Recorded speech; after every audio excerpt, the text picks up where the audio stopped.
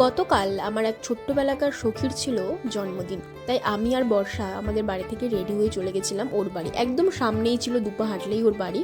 আর ছোটোবেলা থেকে আমরা একসাথেই স্কুলে পড়েছি। তারপর গিয়েই এখানে বৌদি দিয়ে দিল মাজা। আর ও এখনও রেডি হতে পারেনি, ও রেডি হচ্ছিল, এখানে আমরা খাচ্ছিলাম। তারপরেই চলে এসেছিল মাশরুম পকোড়া। পাকোড়াটা বানিয়েছিল আমাদের বার্থডে গার্ল, যেটা খেতে কিন্তু বেশ ভালোই ছিল। আর ওপরে হচ্ছিল সমস্ত রান্নাবান্না, প্রায় কমপ্লিট হয়ে গেছিলো। দাদা রান্না করছিল, সুমনার বাবা। আর বানাচ্ছিল চিকেন সাটে, ফ্রাই করছিল। নিচে এসে দেখতেই পারছো তোমরা, কেকটা কাটা হবে এবার। আর কেকটা দেখতে খুবই সুন্দর। কেক কাটার আগে এখানে ছবি তোলা হচ্ছিল, আমরা সবাই মিলে সাথে ছবি তুলছিলাম। তারপরে শুরু হলো cake cutting. Happy birthday to you. Happy birthday to you.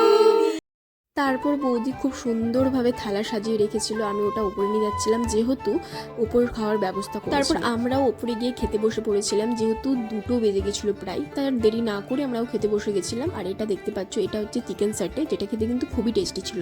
একটা নতুন আইটেম ট্রাই করলাম। তারপরে ছিল ফ্রাইড রাইস, চিকেন, আরও অনেক কিছু ছিল। তোমরা ব্লগটা দেখলেই বুঝতে পারবে। শেষে ছিল মিষ্টি দই। আর এখানে খাওয়া দাওয়ার পরে আমরা এখানে গিফট আনপ্যাকিং করছিলাম। কেমন লাগলো? আমি সুমিকে 2টো ইয়াররিংস গিফট করেছিলাম, যেটা ওর খুবই পছন্দ হয়েছে। তারপরে এখানে আরেকটা ছোট্ট করে কেক কাটাচ্ছিল ওর কলেজের কয়েকটা বান্ধবী মিলে।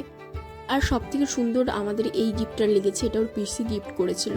খুব সুন্দর হয়েছে জিনিসটা। আর এটা পড়েছিল ফ্লাওয়ার ভাস, এটাতে খুব সুন্দরভাবে ফুল সাজানো যাবে। আমরা একটা কেক বানিয়েছি নিজেরা, এটা ওই ক্রিম কেকের ওপরটা ছিল, ওটা চিটিয়েছি। আর এটা বাপুচি কেক। আর আমরা এখন এটা নিয়ে যাবো সুমনার কাছে। এটা আমাদের তরফ থেকে ওর জন্য সারপ্রাইজ। দেখি ওর রিয়াকশানটা। Happy birthday to you. মোমবাতি ছিল না, তাই ধূপটা জ্বালাবো আমরা। বর্ষা ম্যাচিস জ্বালাও। প্রায় সন্ধ্যের দিকে আমরা এইসব একটু ওর সাথে মজা করছিলাম।